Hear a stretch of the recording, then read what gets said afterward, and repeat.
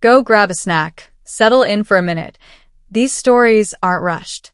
If you've ever been treated like the background character in your own family, especially when money and status get involved, I get it. Here's what happened to me. My brother got a new car, I got socks, then they saw my bank statement at dinner. The socks were still in my lap when my mom leaned over the table and said, a little too loudly, "See? We do think of you, Hannah." The restaurant lighting made everything look warmer than it felt. Golden lamps, soft jazz, the smell of grilled meat and garlic butter. But I could feel my face going hot anyway. My brother Kareem was sitting across from me, keys to his brand new car tossed casually beside his plate like they were a tip jar. He kept spinning them around his finger. Every time the metal flashed, my jaw tightened. Dad was telling the waiter, "Make sure it's the good cut," like tonight was a victory lap. I slid my thumb under the ribbon on the sock box and tried to keep my expression neutral while my brain did that fast, humiliating math. Kareem gets a $30-something-thousand car. I get socks that still had a clearance sticker half peeled off. My aunt, who had somehow invited herself, laughed and said, "At least she'll be warm while Kareem's driving around like a king." Kareem smirked and finally looked at me. "Don't be ungrateful," he said, and the way he said it made my stomach twist, like he'd been waiting for me to react so he could label me dramatic. I heard myself breathe in through my nose, slow, because if I opened my mouth too fast, I didn't trust what would come out. It was supposed to be a celebration dinner for Dad's birthday, but it had turned into Kareem's victory dinner the second he pulled up outside in that glossy black sedan. He made a whole show of it. Honking, revving slightly, getting out in slow motion like he was stepping onto a red carpet. Mum squealed, Dad clapped him on the back, and I stood on the sidewalk holding the sock box and smiling like my face didn't know what it was doing. The waiter had even looked outside when Kareem hit the lock button and the lights blinked twice. "Nice car," the guy said. Kareem's chest practically expanded. Then he came inside and dropped the keys on the table the way people drop a mic. By the time dessert menus came out, my patience felt thin and papery, like if someone touched it wrong it would tear. The setup matters though, because if you just hear car versus socks, it sounds like spoiled girl problems. It wasn't the socks. It was what the socks meant. It was the way my family had been quietly rewriting who I was for years, like they were editing me out of my own story and leaving behind a version that was easier to dismiss. I'm the older one. Kareem is 2 years younger than me, and growing up, he was always the loud one, funny, charming, always had a story, always had some big plan he'd talk about at family gatherings. I was the steady one. The one who got good grades, helped Mum with groceries, sat with Dad while he complained about work. When I went to uni, I worked part-time, then full-time, then I picked up extra shifts. I didn't post about it. I didn't brag. I just did it. Kareem dropped out of TAFE twice. He'd get a job, hate the manager, quit. He'd start a business idea, spend money on a logo and a website, then abandon it. Somehow, none of that mattered. He was still finding himself. He was still young. Dad would say, "He's a boy, boys take time." I'm not even kidding. I heard that sentence more times than I can count. Meanwhile, if I didn't visit for a week because I was tired or working, Mum would sigh and say, "You've changed. You used to be more family-oriented." When I moved out at 23, it was like I committed a betrayal. Kareem moved back in at 25, and it was like the prodigal son had returned. The worst part is, I didn't even resent Kareem at first. I resented the way my parents been around him, like they were constantly trying to cushion him from reality, while expecting me to be made of something that doesn't break. If I struggled, it was a personal failing. If he struggled, it was bad luck. 2 months before Dad's birthday, Dad called me and said, "We're thinking of helping Kareem with a car." The way he said helping sounded careful, like he already knew what it would sound like if he said the number out loud. I was washing dishes when he said it, and I remember staring at a bubble sliding down my wrist. "Okay," I said. "Good for him." Dad cleared his throat and added, "Just don't make it weird." That sentence stayed with me. Don't make it weird. Like I was the one who might ruin it by noticing. I didn't ask for anything. I didn't say, "What about me?" because I already knew the answer would be something like, "You're doing fine," said with that tone that means, "So you don't deserve more." And technically, I was doing fine because I'd worked myself into fine. I paid my rent on time. I cooked at home. I didn't take holidays. I didn't buy anything flashy. I did this boring thing where I quietly built a life that wasn't dependent on my parents' moods. Which is why that night at dinner hurt in a way that was almost absurd. Because in reality, I wasn't the family disappointment. I just wasn't the family show-off. I had my bank statement in my bag for a reason that had nothing to do with them. The next morning, I was meeting with a broker to finalize pre-approval. I'd spent the last year saving aggressively and the last 3 months gathering every document like my life depended on it: payslips, tax returns, transaction history. If you've ever tried to get a home loan, you know the drill.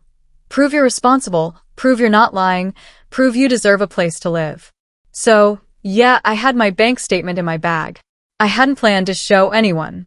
It wasn't a gotcha. It was just paper. But Kareem had been drinking. Not sloppy, just enough to get louder and more confident. He kept telling the waiter, "Put it on Dad's card," even when Dad wasn't looking. He leaned back and said, "Honestly, I needed that car. I'm trying to level up." "You wouldn't get it, Hannah. You've always been safe." Safe. That word. Like I was a boring appliance. Mum laughed softly, the way she does when she wants to keep the peace. "Kareem, be nice." He grinned at her. "I am nice. I'm just saying, Hannah doesn't take risks." Dad took a sip of wine and said, "Your sister's always been careful." It wasn't meant as an insult, but it landed like one, because careful in our family code meant small.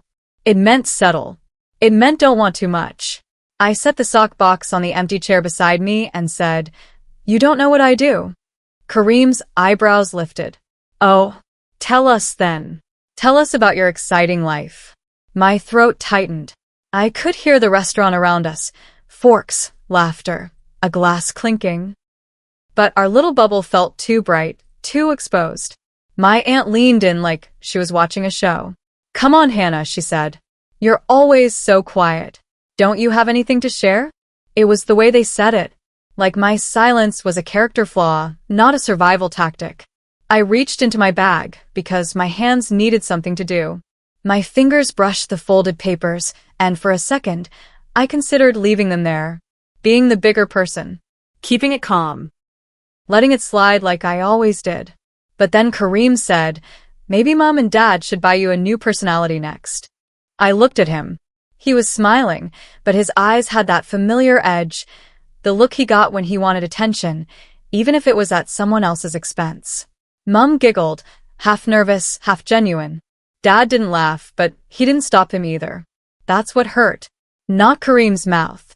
Dad's silence. So, I pulled out the papers. Not dramatically. Just unfolded them on the table beside my plate, like I was checking a receipt. The top page had my name and the bank logo.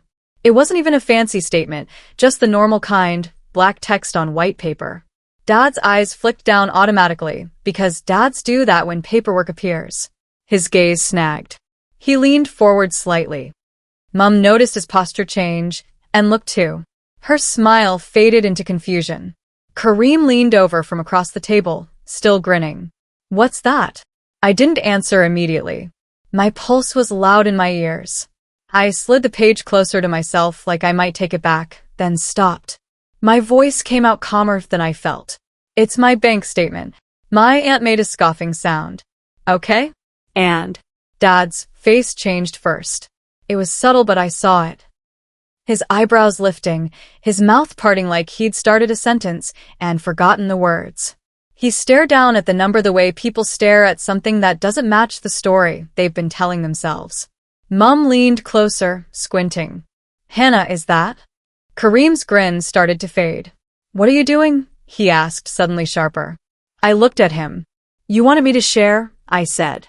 "So, I'm sharing." Dad blinked hard. This can't be right."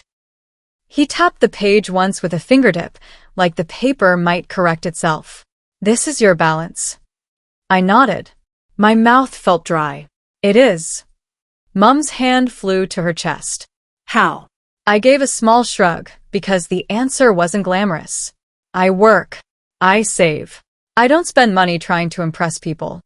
Kareem let out a laugh that sounded wrong, forced. Are you trying to make us feel bad now? On Dad's birthday.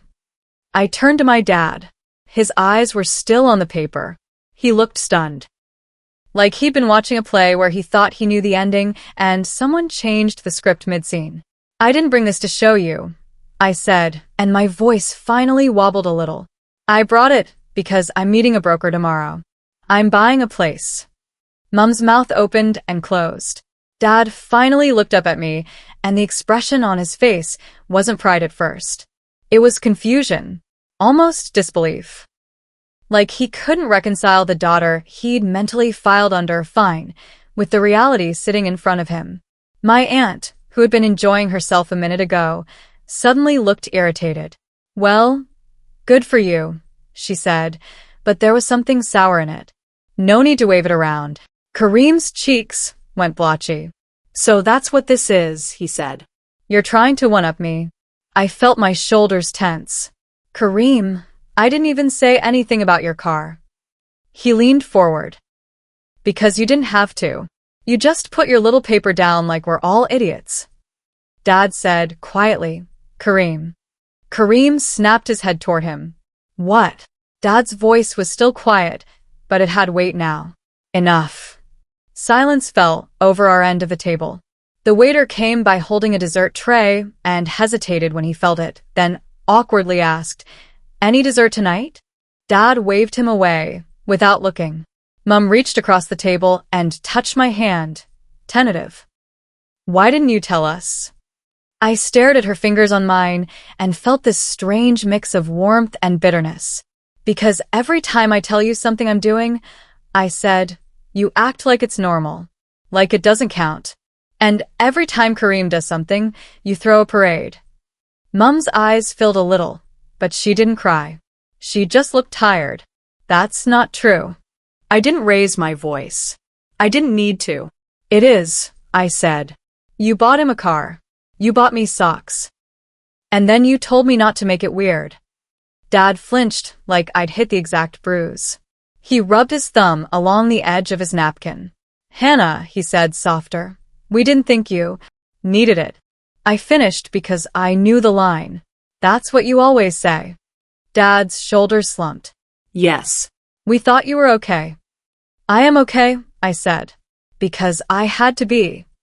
Kareem pushed his chair back slightly, the legs scraping. So, what? Now we're the villains, he muttered. I looked at him, and for the first time all night, I felt more sad than angry. No, I said. You're not villains. You're just used to being centered. Dad sat back and stared at his plate like he'd lost his appetite. Mum kept holding my hand, but her grip was shaky. My aunt looked around the restaurant, as if hoping someone else would distract us from ourselves.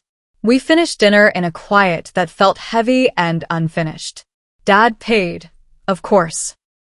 Kareem grabbed his keys a little too quickly when we stood up. Outside, the air was cool and smelled like exhaust.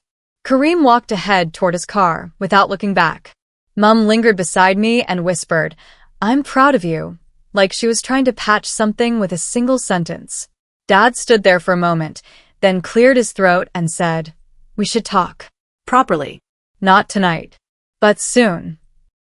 I nodded, because what else do you do when your parents finally notice you, and you're not sure if you can trust it yet? The next morning, I went to my broker appointment. I got the pre-approval. I sat in my car afterward and just breathed, hands on the steering wheel, trying to let myself feel proud without waiting for someone else to confirm I was allowed to. Kareem didn't speak to me for a week. Then he texted, congrats, with no punctuation. Mum started asking me questions about suburbs and interest rates like she'd discovered I was a real adult. Dad called me 2 nights later and said, I'm sorry, and his voice sounded raw, like the words scraped on the way out. He didn't make excuses. He just said it. I didn't forgive everything in that moment because I don't work like that, but I let the apology sit between us like something new. And the socks? They're in my drawer. I wear them sometimes when I'm cleaning. Not because they're special, but because they remind me of the night I stopped shrinking myself to fit the version of me they found convenient. Thanks for watching, and if you've ever been the responsible one who got overlooked until people finally saw the truth, share your story in the comments. I genuinely want to hear them.